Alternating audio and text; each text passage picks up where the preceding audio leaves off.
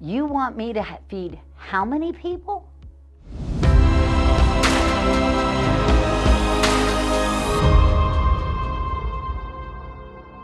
Welcome to the 17th Sunday in Ordinary Time.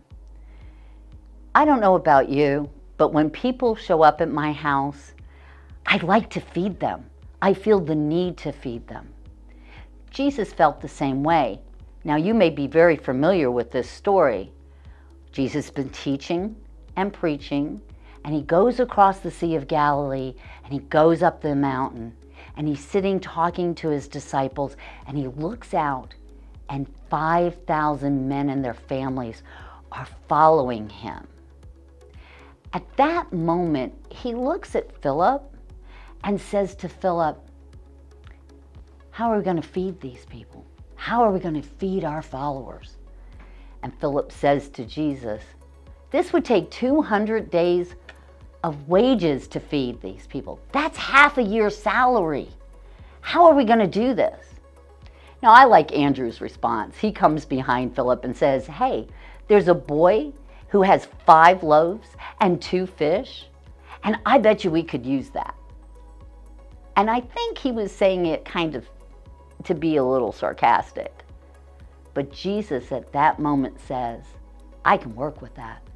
So he takes the loaves and he takes the fish and he raises his eyes up to heaven and he gives great thanks to his Father.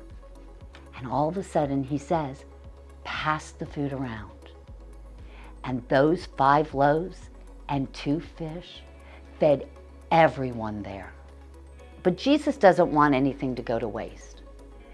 So he says to his followers, go ahead, gather the fragments.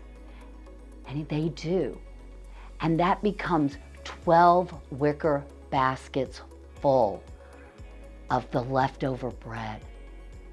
Now, 12's a very important number in Jewish history. 12 is the tribes of Israel. 12 is the number of apostles Jesus picks. 12 is everyone in Jewish tradition. So what is Jesus trying to tell us here? Jesus is telling us there's plenty for everyone, that he will feed everyone. And we get the joy of receiving Christ's body and blood every time we receive the Eucharist at Mass.